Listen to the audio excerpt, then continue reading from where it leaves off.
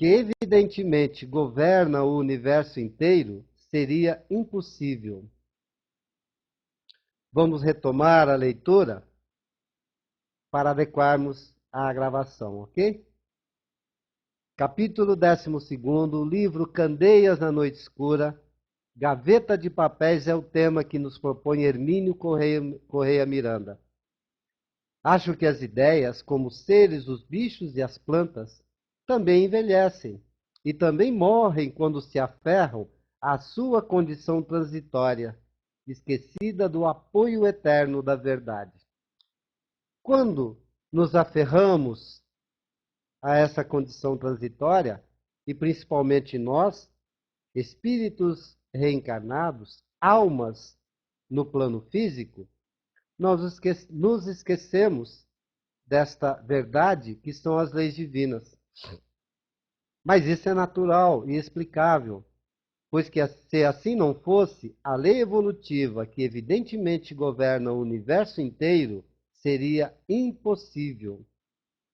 De vez em que, quando temos de fazer uma revisão, de vez em quando temos que fazer uma revisão em nossas ideias, a fim de abandonar as que não servem mais e examinar com cuidado as que se incorporaram aos nossos arquivos psíquicos.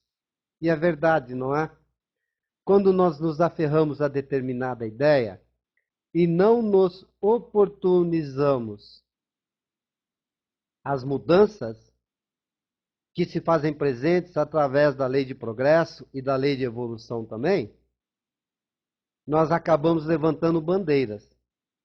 Em se levantando bandeiras, nós acabamos nos tornando nada mais, nada menos do que fanáticos.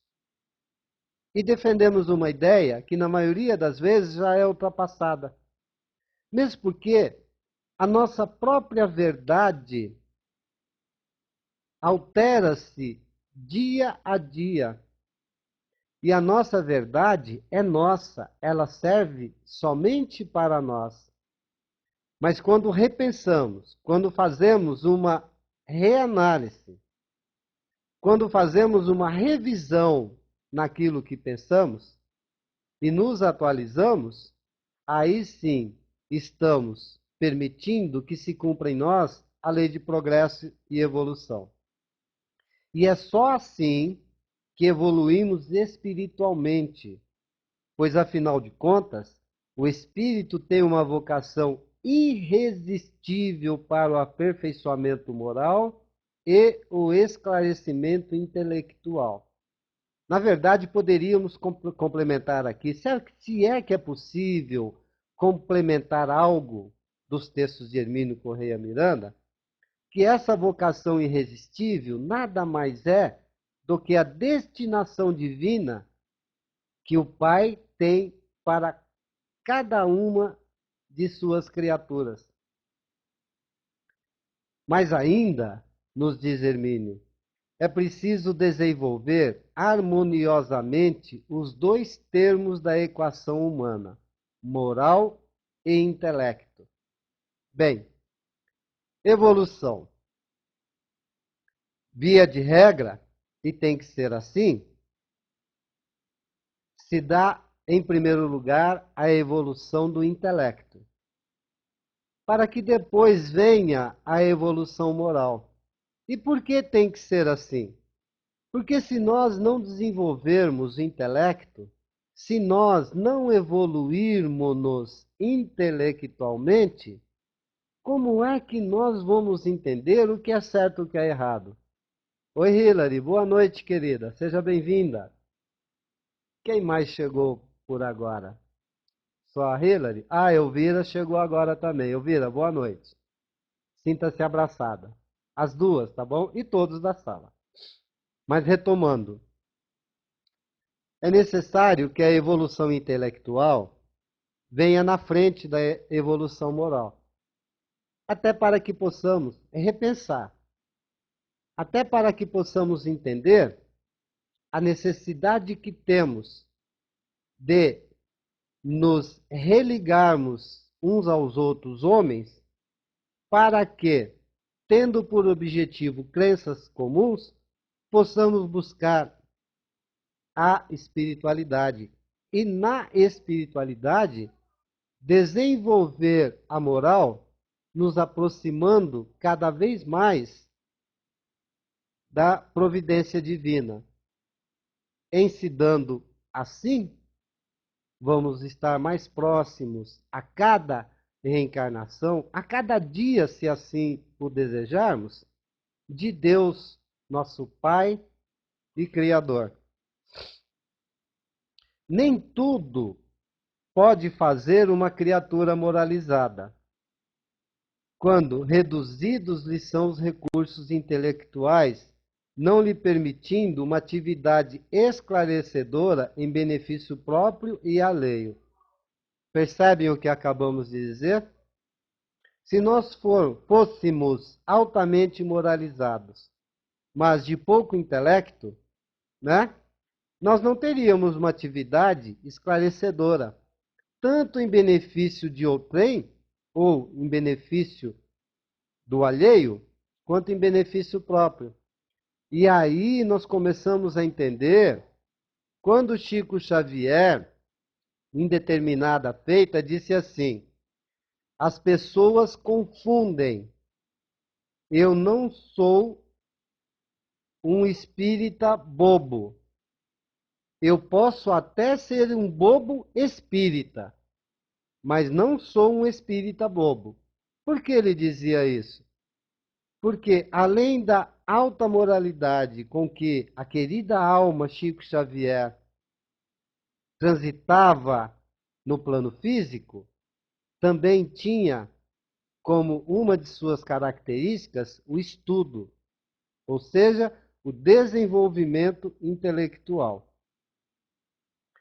Em todo caso, é infinitamente melhor sermos bem evolvidos moralmente e acanhados do ponto de vista intelectual, do que sermos grandes sábios, pejados de conhecimentos, sem uma estrutura moral suficientemente desenvolvida.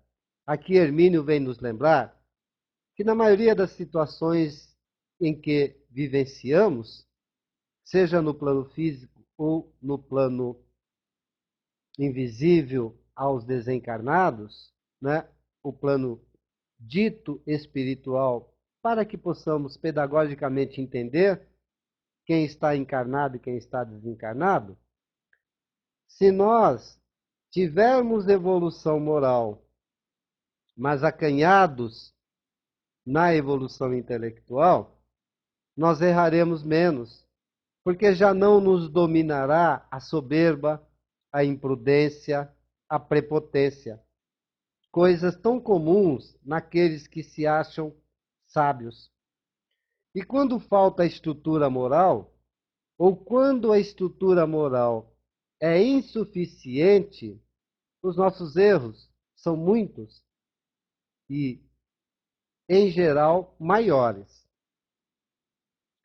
As deficiências morais e intelectuais, acreditamos também, ou devemos acreditar também, que são transitórias, pois essas faculdades têm a tendência de se ajustarem, de vez que o espírito, às vezes, se detém na sua caminhada, ou seja, estaciona, fica estagnado, mas nunca recua, como ensina Allan Kardec. E realmente, em O Livro dos Espíritos, nos é apresentada essa afirmação, que o espírito jamais retrograda.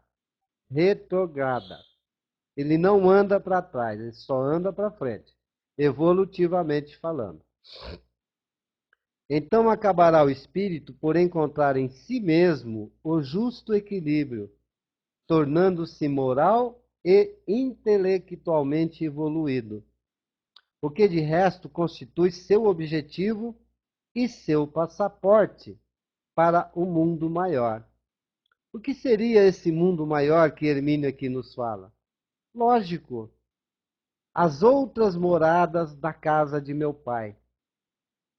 E na doutrina espírita, no Livro dos Espíritos e também em outras obras, a Gênese, por exemplo, fala da classificação dos mundos.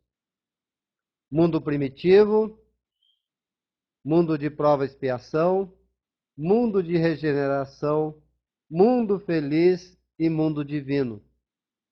A partir do instante em que nós nos habilitamos a viver num plano vibracional melhor ao que atualmente vivemos, nós podemos avançar, buscar maiores e melhores informações, aprendizados e talvez até retornarmos a este mundo para ajudarmos alguém que está precisando de ajuda.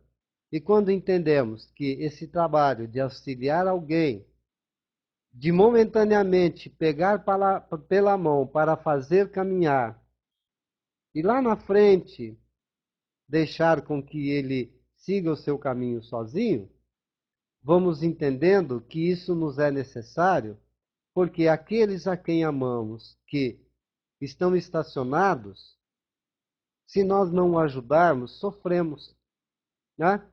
Alguns deles nos traria sofrimentos atrozes ao coração e ao espírito, pela vontade do reencontro, do reviver coisas boas e do caminhar juntos.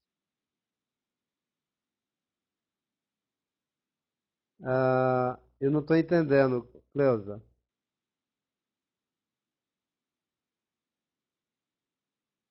Cleusa, depois nós conversamos, tá? Senão eu perco aqui a linha de raciocínio. Olha só, quando a gente não estuda direito, diz que perdeu a linha de raciocínio. Você está me dando uma grande chance de falar que eu perdi a linha de raciocínio e não assumi que eu estudei direito, tá?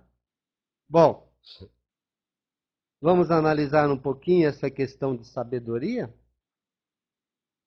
Acho que ainda, por mais que nos consideremos sábios, não conseguimos entender o que é sabedoria. Visto que aprendemos até mesmo com Sócrates que aquele que detém em si mesmo a sabedoria utiliza os conhecimentos com ética, mas somente aquele que já tem estrutura moral é que vai utilizar-se desses conhecimentos com ética moral. Aí sim, quando se coloca esse tempero moral no trabalhar, operacionalizar, como disse o Beto, os conhecimentos, nós começamos a perceber que estamos trabalhando com algumas das virtudes do homem de bem. Nem todas, é lógico, não avançamos tanto assim. Mas começamos a agir no sentido de sermos benevolentes, de termos um pouquinho de paciência, de agirmos com compreensão, de termos a habilidade de trabalhar em nós a resignação. E assim vamos avançando. Porque somente quando utilizamos o conhecimento com ética moral é que nos apropriamos da sabedoria. Fora disso, é fazer chover no molhado. É tentar ser algo que ainda não conseguimos ser. É como já cansamos de nos pegar desse jeito, quando adentramos a uma casa espírita, fazemos cara de bonzinho e nos esquecemos das orientações de André Luiz, quando ele cita em uma das suas obras que muitos daqueles que chegam a uma reunião pública entram desacompanhados dos seus amigos espirituais que permanecem lá na esquina, porque aquele ambiente não é ambiente que os atrai. A pessoa entra, né? Assiste a palestra, se confraterniza, toma o passe, toma água fluidificada, sai da casa. Aí quando ele chega na esquina, os amigos espirituais se reaproximam para dar sequência naquela vida de subjugação, às vezes. Pode até não ser, mas com certeza, de troca de energias malsãs, isso ocorre. E ocorre por quê? Porque ainda continuamos a utilizar máscaras para o ambiente a que estamos em determinados momentos. Esquecendo que a individualidade, que é o espírito ser imortal, não utiliza máscara. Mas a personalidade, como o próprio nome diz, persona, que quer dizer máscara, são as diversas máscaras, as diversas personalidades que nos utilizamos na longa fieira das reencarnações para que possamos, pouco a pouco, irmos construindo a nossa própria individualidade. A Cleusa diz que todos temos uma gaveta e nela vamos colocando tudo ali. E quando não fazemos a limpeza, né, Cleusa? Acabamos acumulando lixo na gaveta e permitindo que ocorra acúmulo do lixo na mente. E aí não nos desapegamos daquilo que nós guardamos. Mas ela complementa e nos diz: quando chega um dia, teremos que rever esses papéis, e aí descobrimos coisas de extrema importância. E também descobrimos coisas de importância nenhuma, né, Cleusa? Não é?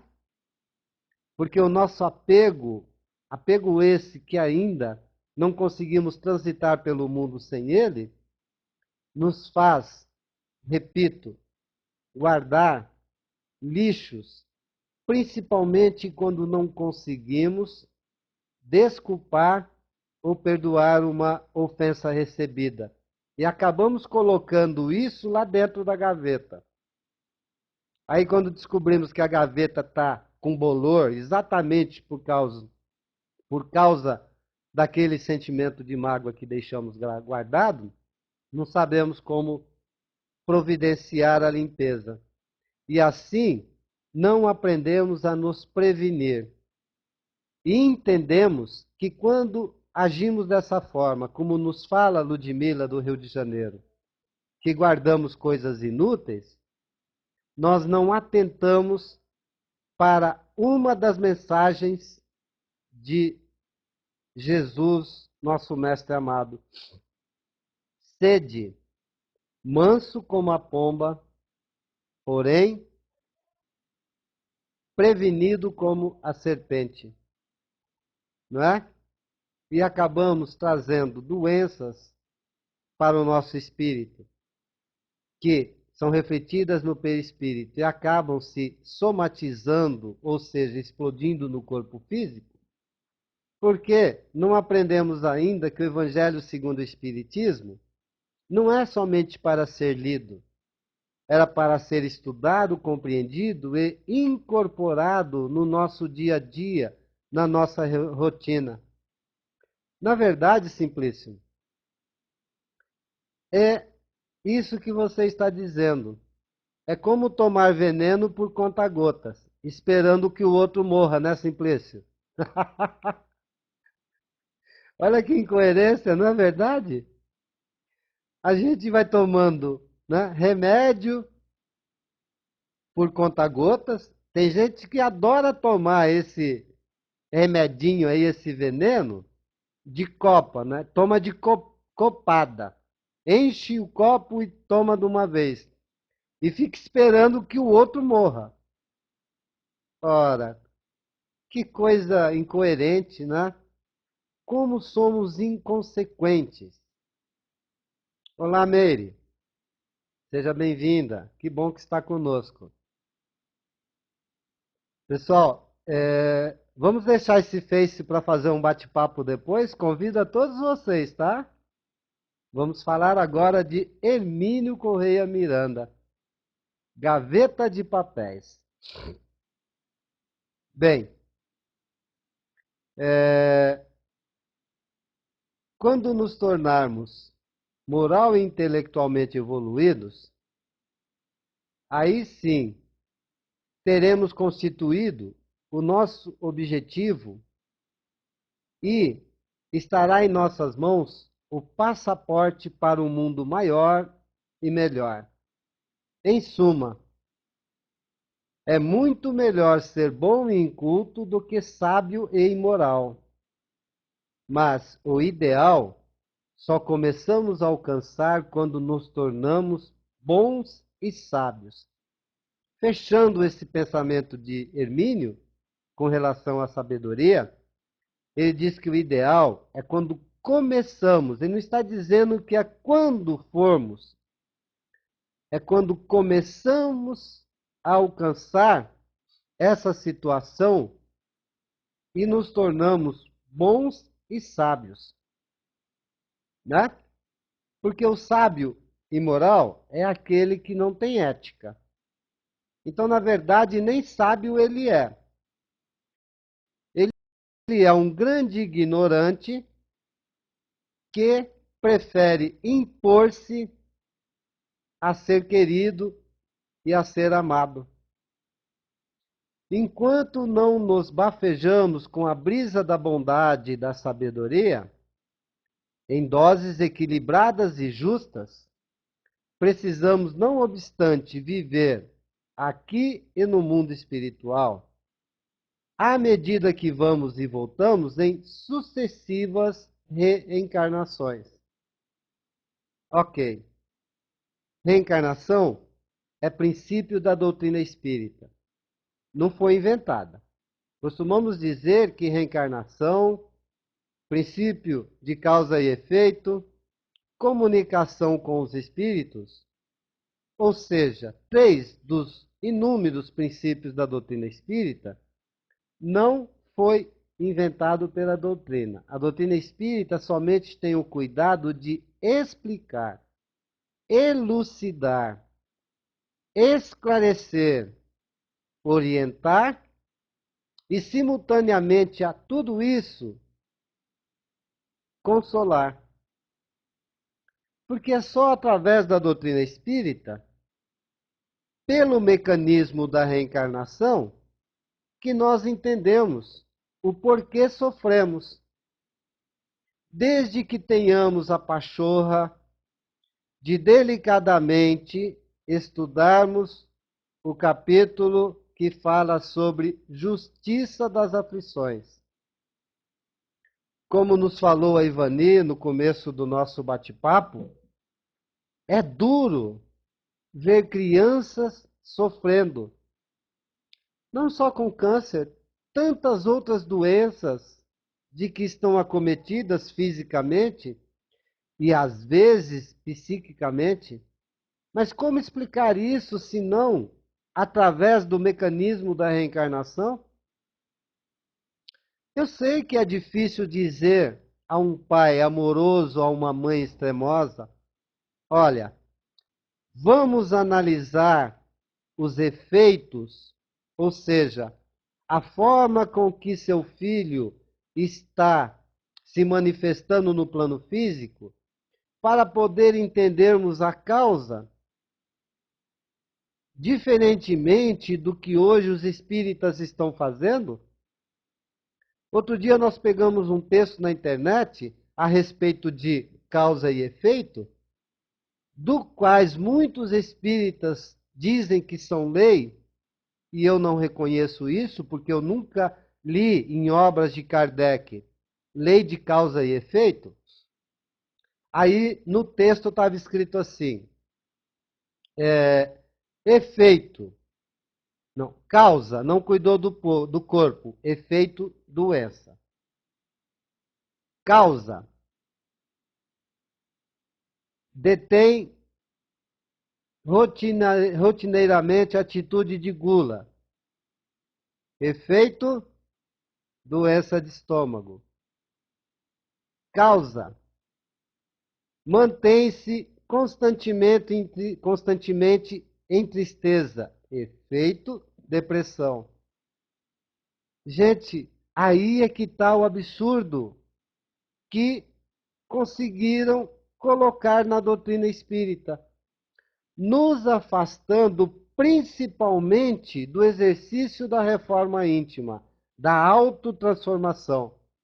Porque nas obras de Kardec está muito bem escrito: remonta-se dos efeitos à causa e descobrirá a lei que rege a reencarnação, que está embasada numa lei de amor fraternal, lei de amor. Aí nós ficamos querendo adivinhar a causa para mostrar o efeito. A proposta da doutrina espírita não é essa. A proposta da doutrina espírita é estudar os efeitos. Vamos analisar um pouquinho melhor? Eu os convido para analisarem junto comigo e colocando na área de texto o que cada um pensa, porque isso é de extrema importância para equacionarmos, para racionalizarmos essa bendita lei de causa e efeito, do qual nos falam tantos e tantos confrades espíritas. Quando nós vamos ao médico, o médico nos pergunta o que nós estamos sentindo, não é isso? A Cleusa diz para Ludmila: somos pequenos grãos em meio ao deserto. Falta-nos muito ainda para entendermos essas situações. E realmente, falta-nos muito. Mas o que nos falta é um direcionamento mais reto dos princípios doutrinários. Vou novamente colocar, porque o Celso está colocando algo de extrema importância. Nem tudo que acontece no dia a dia é karma. Realmente, Celso. Nós temos que ter muita karma nessa hora, né, Celso? Olha só, vamos lá. A Ivani diz que acha engraçado quando os médicos perguntam: e aí, tudo bem? Se tivesse bem, eu não estaria aqui, né, doutor? Com certeza. Mas olha, o médico nos pergunta o que estamos sentindo, do que estamos nos queixando, né? Aí nós falamos: tô com uma dor aqui na garganta. Fala: e tal, então vamos examinar a garganta. Olha, a sua garganta não está apresentando nada, mas vamos fazer o seguinte: tudo que influi na garganta diretamente acaba influindo no nariz e no ouvido, ou seja, otorrino, laringologista. Essa é a especialização do médico, pois ele examina a garganta, o ouvido e o nariz. Se a garganta não está inflamada, ele tem que verificar se tem uma inflamação no ouvido. Virou virose quase tudo, né, Cleusa? E ele tem que verificar se não há uma inflamação nas fossas nasais. Bom, ele está analisando os efeitos para achar a causa, não é? Na doutrina espírita, nós acostumamos a dar respostas enlatadas. Sabe aquela história? Nós já falamos isso daqui, mas não custa repetir. Eu adoro repetir, porque é através da repetição que nós acabamos compreendendo um pouco melhor aquilo que ainda é meio obscuro para nós. Lembram da tragédia do Rio Grande do Sul? Acho que há 2, 3 anos atrás. É isso, Miriam? 2 anos? Que morreram tantas pessoas naquela boate. Rapidamente saiu na internet comentários de espíritas dizendo que aquilo era uma reunião de pessoas que vivenciaram na Alemanha e que eram a favor de Hitler, portanto nazistas. Aí foram reunidos ali para que viessem a participar do resgate coletivo. Gente, acharam a causa antes de buscar entender os efeitos. E o que diz a doutrina? A Rosemaria diz que observamos o que acontece com o nosso corpo e esquecemos que o espírito também está doente. Na verdade, né, Rosemaria? Esse também é muito mais amplo e mais complexo. Por quê? É muito raro a doença do corpo físico refletir no espírito. Normalmente, a gênese das doenças e dos sofrimentos do corpo físico está no espírito. O espírito é que está enfermo. E sintomaticamente, ou automaticamente, se preferir, ele acaba transferindo essa enfermidade para todos os corpos energéticos e vai explodir no corpo físico. Mas, retomando, a doutrina espírita não fala de lei de causa e efeito. Nas obras de Kardec que eu pesquisei, pelo menos, não. Lá, nos é induzido a exercitarmos o autodescobrimento. Conheça-te a ti mesmo. O autoconhecimento. Porque nos é recomendado o seguinte: remonta-se dos efeitos à causa e achará o que te faz sofrer. Então, quando nós exercitarmos o autoconhecimento, nós vamos perceber assim, e digo isso com tranquilidade: eu, Arnaldo, não tenho paciência. Eu, Arnaldo, não consigo trabalhar benevolência, porque qualquer coisa me deixa irado, qualquer coisa me tira do centro, coisas sem importância nenhuma me desequilibram. Ah, então tá aí. Por que que eu estou com uma grave dor no estômago? Por que que desenvolveu a úlcera? A medicina hoje sabe que úlcera não é só questão de alimentação ou de uso de cigarro, de bebida, de tabaco, né? Não, o estresse provoca úlcera. A ira incontida provoca úlcera. A impaciência provoca úlcera. Tantas coisas provocam úlcera, né? Que nós temos que ir analisando os efeitos para poder chegar à causa.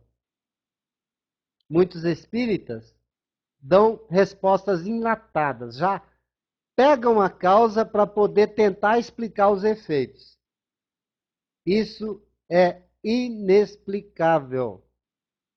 Enquanto não se fizer o autoconhecimento, enquanto não promovermos a reforma íntima, a transformação, permitirmos que ocorra em nós a evolução moral, nós vamos continuar, como diz aqui em Minas, jogando pedra na água, né? Deu um furo na água, quer dizer, não achou nada, não aconteceu nada.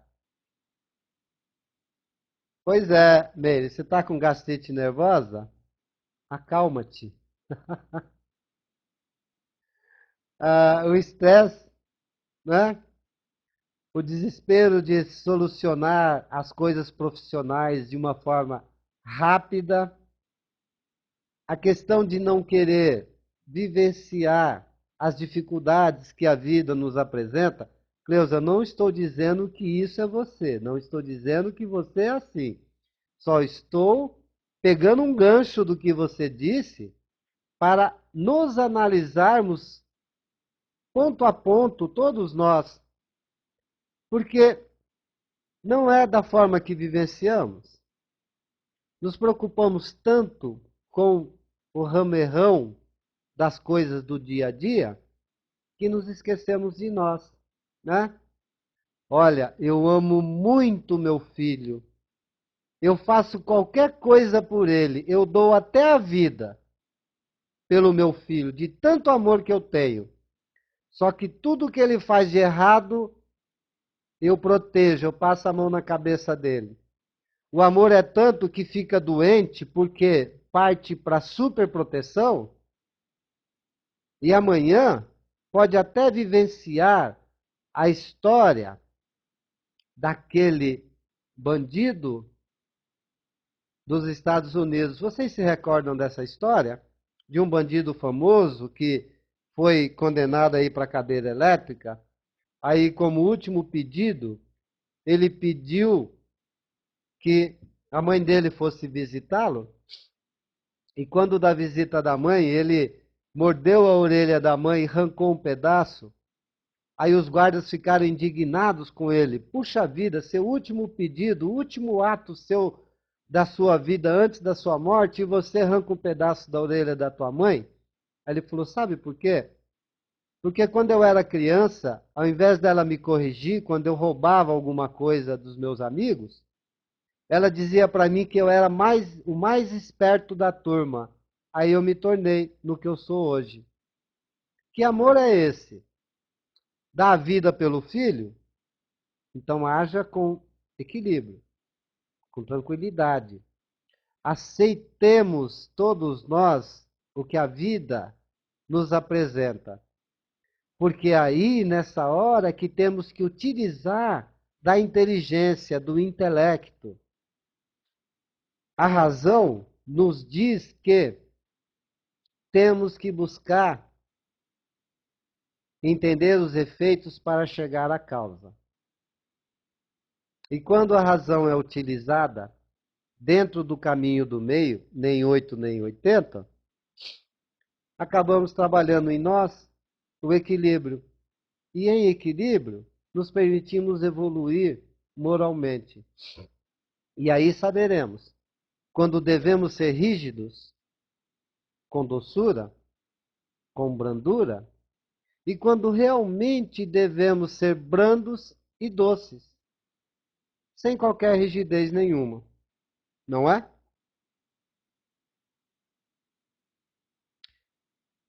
Ora, viver é escolher. Ou seja, temos a possibilidade de fazermos escolha, de optarmos todos os instantes de nossas vidas pelo caminho da direita, pelo caminho da esquerda ou pelo caminho do meio. Sempre há uma boa alternativa quando estamos vibrando no bem. Quando não estamos vibrando no bem, na realidade não há outra alternativa se não nos apresentarmos como verdadeiramente o somos, cheio de vícios e defeitos. Mas a grande boa notícia é que nós fomos criados e, enquanto centelha divina, simples e ignorante, mas pela destinação do amado Pai e Criador, que é Deus, somos todos perfectíveis. Entendendo isso, vamos buscar seguir a recomendação de Jesus: sede perfeitos como vosso Pai o é. A vida é uma série infinita de escolhas, de decisões e resoluções. Nosso querido Simplício, lá de Bento Gonçalves, do Rio Grande do Sul, nos diz assim: temos que trabalhar o equilíbrio pessoal e entender que preocupação, ou seja, preocupar-se antes de algo acontecer, nada resolve ou constrói. Pelo contrário, pode destruir. Vamos trabalhar com possibilidades sempre, né, Simplício? Mas realmente, olha a maneira com que eu falei, o preocupar, Simplício. Preocupar-se. Ou seja, nada aconteceu e nós já estamos nos ocupando previamente daquilo que ainda não houve. Aí não dá para trabalhar nada com equilíbrio, né, Simplício? Estamos ainda muito distantes, mas sempre na busca. É o nosso dever. Aliás, um belo item constante em o Evangelho segundo o Espiritismo. Dever. É fantástico. Uma hora nós vamos falar sobre. Ansiedade, excesso de futuro, nos diz a Miriam. Miriam, isso não nos arremete a um pensamento de Jesus? Quando ele pergunta assim: por que te preocupas com o que vai comer, com aquilo que vai vestir? Preocupa-te primeiro com as coisas do céu, e tudo o mais lhe será acrescentado. Ele não fala que algo será acrescentado, ele diz que tudo será acrescentado. Se as aves e as flores estão vestidas e têm o alimento, não será você mais importante na obra de Deus do que esses seres menores? Dando continuidade à pergunta de Jesus. E é a realidade. Ou seja, Jesus, há mais de 2000 anos atrás, já estava nos prevenindo a respeito da ansiedade. Ansiedade, via de regra, nos leva a momentos depressivos. Momentos depressivos é escancarar a porteira, como fala aqui em Santa Rita. Aqui é porta, porteira, porque, né? Ansiedade leva a momentos depressivos. Momentos depressivos escancara a porteira para entrar a depressão. Ansiedade, Jesus falou sobre isso. Ou seja, além de tudo, mostrou-se o melhor dos psicólogos, porque falou em ansiedade numa época em que depressão não era o mal do século, mas ele já antecipava esse mal do século XXI, falando para sermos mansos como a pomba e prudentes como a serpente. Vamos lá. Nós temos que tomar a vida toda uma série infinita de escolhas e decisões e resoluções. Mas nós temos que tomar no livre exercício do nosso arbítrio. Olha que coisa fantástica. Hermínio consegue fazer de uma forma esplendorosa e tranquila com que nós façamos reflexões. Ó, não é flexão, né? Para ficar lépido. Mas deve fazer flexão também, quem puder e quem quiser. Mas é reflexão. Lembram do livre-arbítrio? Lembram, né? Livre-arbítrio nos diz a doutrina espírita que é relativo.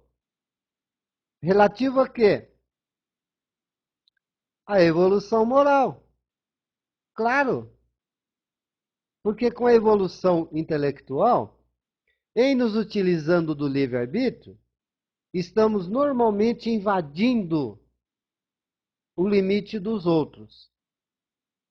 E como fazemos isso embasado no orgulho e no egoísmo, na realidade não estamos exercitando ou exercendo o livre-arbítrio. Orgulho e egoísmo prende, amor liberta. Portanto, quem toma a decisão baseado no orgulho e no egoísmo não está utilizando ou exercitando o livre-arbítrio. Está simplesmente exercendo o preso-arbítrio. E Hermínio nos fala que temos que tomar todas as decisões definido pela escolha e pela resolução no livre exercício do nosso arbítrio e não utilizando-se do livre arbítrio. Lógico, nós temos liberdade de escolha, Mas é no livre exercício do nosso arbítrio que nós vamos fazer a escolha boa ou a escolha ruim. Outro tema também intrigante na doutrina espírita, não é não, gente? Livre-arbítrio. Esquecendo que anterior à doutrina espírita e que serve para a doutrina espírita, até como princípio, é aquilo que Paulo nos disse há 2000 anos atrás, ou há quase 2000 anos atrás. Tudo eu posso, porém, no exercício do meu livre-arbítrio, entendo que nem tudo eu posso. E não essa, me desculpem, baboseira que se fala por aí, que nos leva a acreditar que nós podemos tudo, sem nos preocuparmos com aquilo que nos convém. Não é, Vanê? Ninguém pode, em sã consciência, pegar-nos pela mão e nos conduzir ao nosso destino. Não é o que nós tentamos fazer com os nossos filhos? Ah, eu quero dar o melhor para o meu filho. Eu quero que ele tenha aquilo que eu nunca tive. Casa, carro, barco, né? Bicicleta de 25 marchas, skate, uma grande TV, um bom videogame. Nada disso eu tive, vou dar para o meu filho. Aí eu pergunto, você teve educação? Ah, isso é bom você dar para o seu filho também, viu? Gente, eu estou falando para vocês que me escutam. Vocês que me escutam, em primeiro lugar, escuto-me a mim mesmo. Antes mesmo de falar o que estamos falando, os nossos ouvidos já escutaram mentalmente aquilo que está saindo, tá? E serve muito mais para mim, com certeza, o que eu falo do que para vocês. Temos que ir, temos que caminhar, temos que jornadear evolutivamente com as nossas próprias forças e recursos. E dá para entender isso de uma forma bem contundente.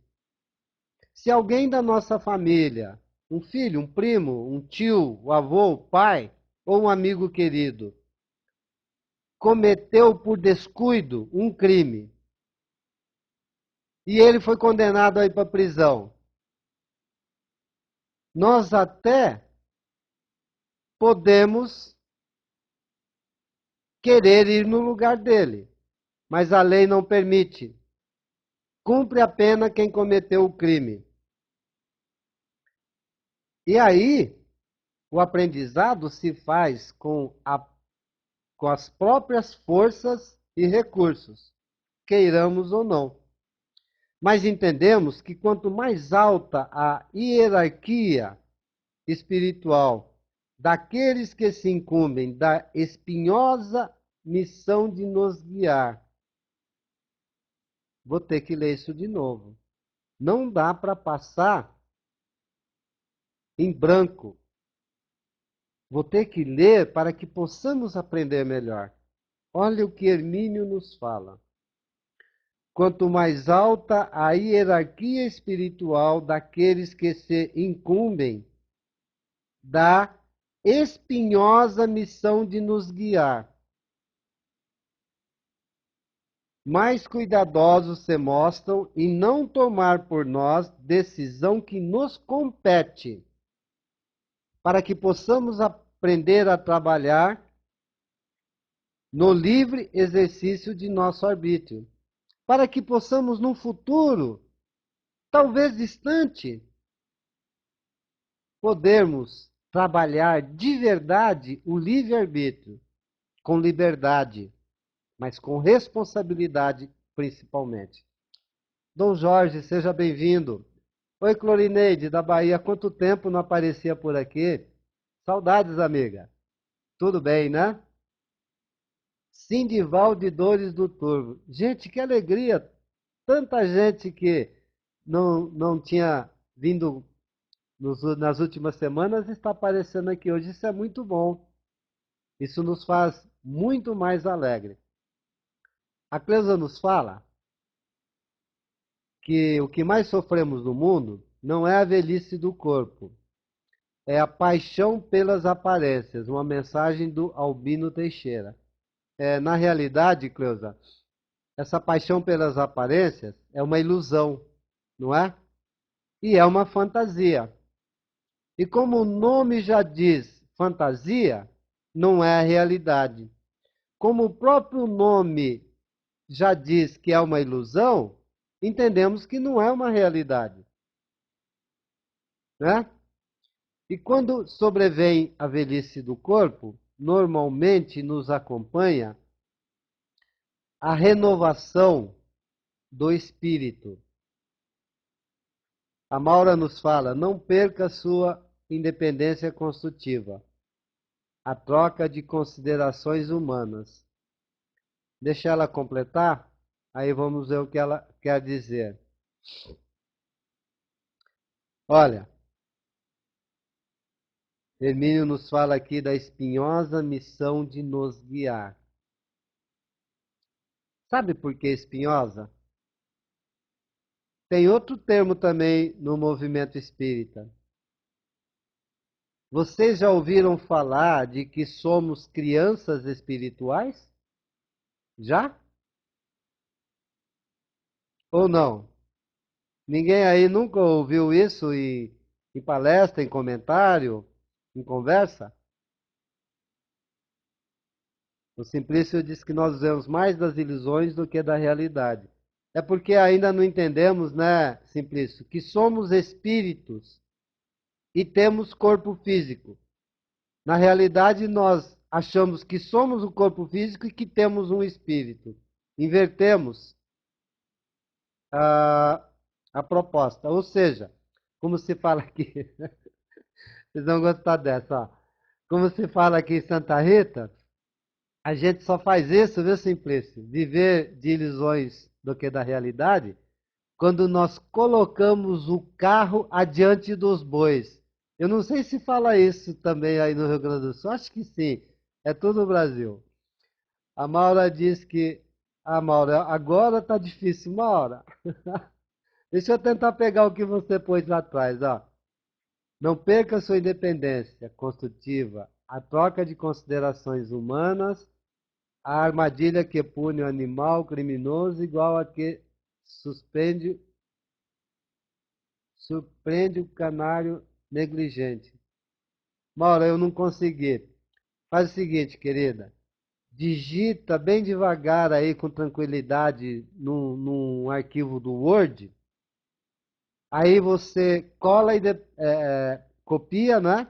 E depois cola aqui na área de texto e coloca. Eu quero entender esse pensamento, esse dizer seu aí, para a gente comentar, tá? Não tenha pressa, não. Vocês têm alguma coisa para fazer depois da meia-noite ou não? Porque se não tiver nada para fazer até meia-noite, a gente fica aqui até meia-noite. Se não tiver, a gente fica até mais. É nada, eu tô brincando. Daqui a pouco tem que parar, né? Senão como é que faz? O Jorge está nos chamando para o assunto. Muito bem, Jorge, tem que ser assim mesmo. Não deixa o sujeito fugir do assunto, não. Eu comecei o assunto, achei que ia ficar meio difícil, tentei fugir, mas você não deixou, né, Jorge? Tá bom, então vamos falar aí. Crianças espirituais. Olha só, acabou esse tempo, Jorge. Não dá mais para achar que somos crianças espirituais, querendo justificar o injustificável, querendo explicar o inexplicável. Sabe o que nós somos, Jorge? Aborrecentes espirituais. Já passamos até da faixa de adolescentes espirituais. Já nos tornamos aborrecentes espirituais. Senão o próprio Hermínio não colocaria aqui, ó. Espinhosa missão de nos guiar.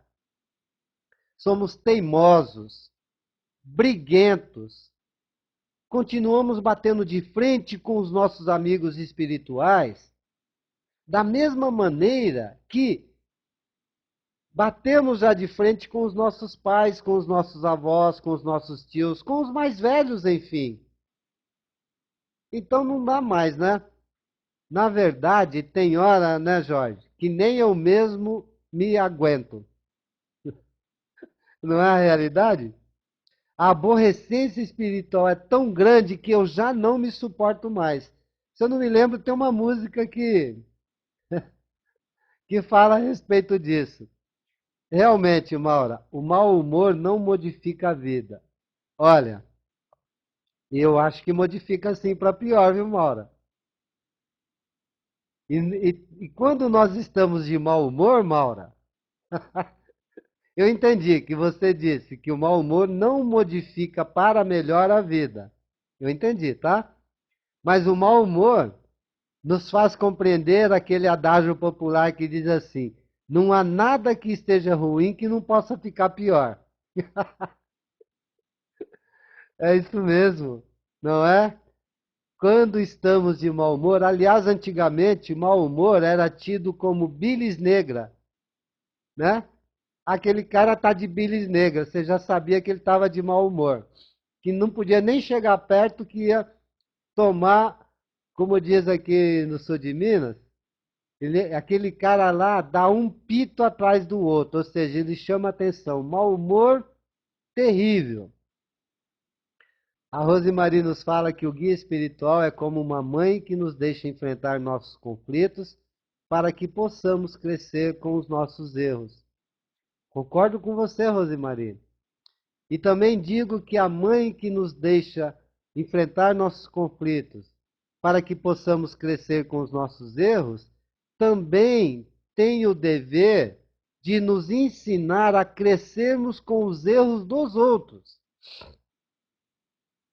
Evangelho segundo o Espiritismo. Nos é permitido analisar o erro dos outros? Sim. Além de permitido, é necessário para que não venha a errar e aprenda com os erros dos outros, porque o sofrimento é menor ou às vezes nem ocorre sofrimento. Aí sim a mãe estará sendo mãe e o pai estará sendo pai, né? O que nos interessa não é julgarmos o ato, mas o que nos importa é analisarmos o fato, sem julgamento, sem preconceito, sem preocupação, sem prejuízo.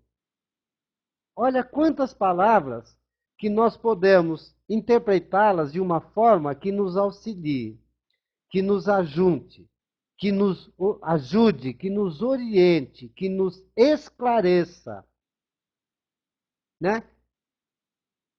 E assim nós vamos aprendendo também com os erros dos outros, para que não venhamos a cometer erros escabrosos que nos direcionam para descaminhos de difícil retorno.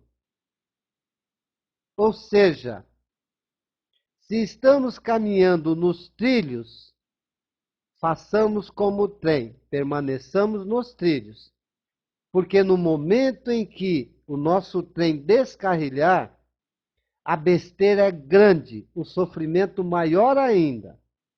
E aí, o guia espiritual, a mãe e o pai, vão nos orientar, mas não poderão tomar decisões por nós. Mas com certeza, mesmo que venhamos a errar no aprendizado, eles estarão constantemente ao nosso lado para nos ajudar, nos auxiliar a nos levantarmos e retomarmos a caminhada. E buscar assim o equilíbrio no amor incomensurável de Jesus, amor esse que podemos dizer infinito, porque o amor que o Mestre derrama sobre nós, suas ovelhas, aqui nesta pequena casa de correção, de ajustes, de orientação, ou seja, escola, hospital e presídio, sim, que é o planeta Terra, emana esse amor da fonte maior, da única fonte de amor verdadeiro que é Deus, já que ele nos disse que ele, desde há 2000 anos atrás, é uno com o Pai. A Vilma diz, ô Vilma, me desculpe, tá? Eu não estou rindo para você, querida. É, de você, querida. Estou rindo para você, tá? Porque quando começa assim, nem me fale de aborrecentes e mau humor, né? Subtende-se que já nos definimos como aborrecentes e como mal-humorados, não é isso? Mas ela diz assim: convivo com uma irmãzinha aqui, haja paciência não levar a sério. Às vezes até rir da situação. Isso, Vilma, a melhor solução é rir, né? Na área profissional em que eu milito, que é vendas, nós costumamos dizer assim: quer conhecer um bom vendedor? Fique do lado dele.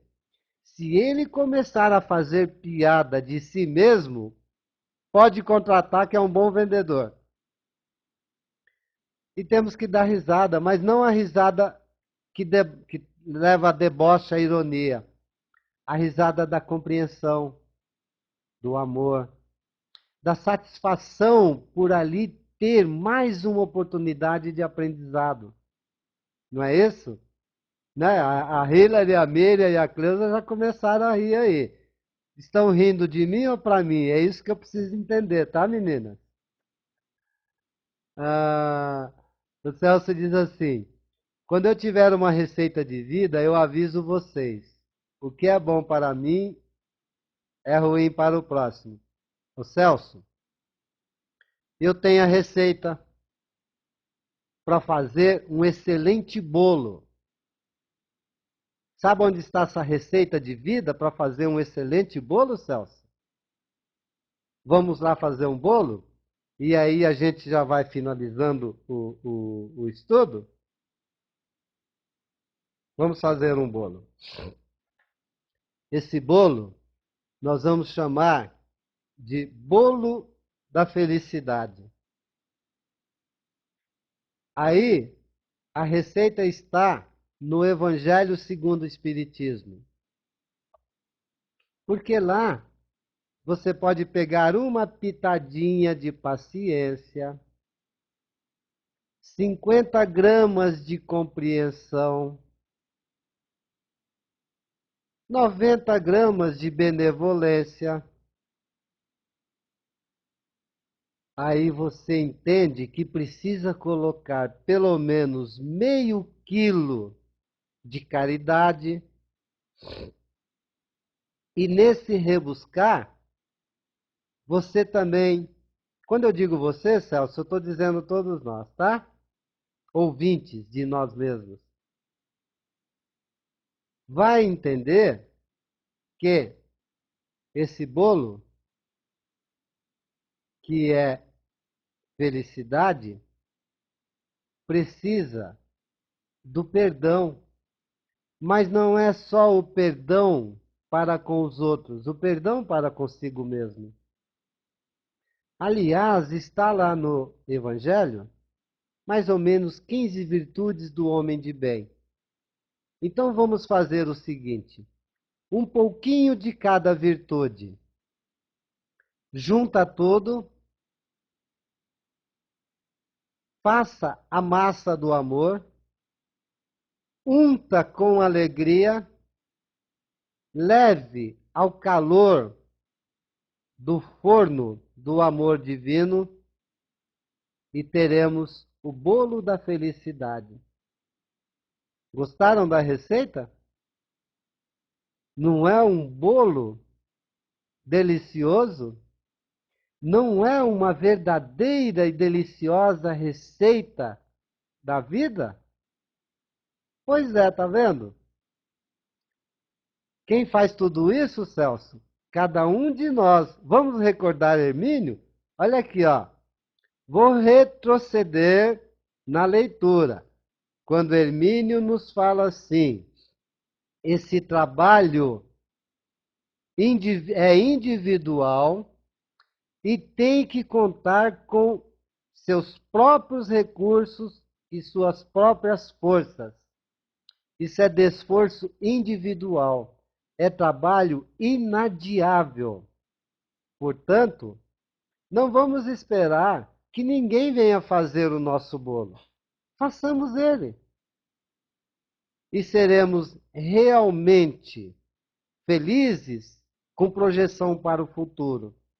Mas que teremos com certeza no nosso dia a dia intensos, maiores, tanto em tempo quanto em quantidade, momentos felizes, recheados de alegria. Ok? Pois é, Ivani, temos que experimentar essa receita todo dia. Ô Simplício, esse bolo não engorda, não é imoral e não prejudica. Então podemos comer um pedacinho a cada meia hora. E se der para comer um pedacinho enquanto estiver dormindo, repousando fisicamente, fica à vontade, tá? A Maura diz assim: seu espírito suplica uma reste, a humanidade aguarda a manifestação da sua capacidade de amar. Pois é, Maura. E nós temos essa capacidade, somente não acreditamos muito, mas que temos, temos. Ô Cleusa, eu vou criar uma receita aqui, tá? Com bastante tranquilidade. E depois eu vou postar no Facebook, a receita da felicidade, tá bom? Pessoal, muita alegria estar aqui com vocês. Noite maravilhosa. Para mim, sem sombra de dúvida, altamente produtiva. Porque daqui a pouco, durante o repouso do corpo físico, eu vou estar refletindo sobre muitas coisas que falamos aqui hoje. A Ivani diz que a receita para o bolo da felicidade. Ingredientes. Olha aí, gente, vamos copiar. Uma xícara de amizade, um copo grande transbordando de alegria, uma pitada de bom humor, 2 xícaras cheias de compreensão, uma xícara de humildade. Olha a outra receita. Tá vendo? Como somos, em nossa maioria, todos cozinheiros, vamos fazer o seguinte: vamos postar no Facebook, cada um vai postar a sua própria receita. Vamos criar a brincadeira da receita da felicidade no Facebook. Fica aqui o convite, tá bom? Gente, fiquem em paz. Desejo que todos consigam manter um prolongamento nessas vibrações gostosas que emanam da sala, para que possamos ter uma semana de muito trabalho, recheada de boas vibrações. Abreijos em seus corações. Fico por aqui. Fui!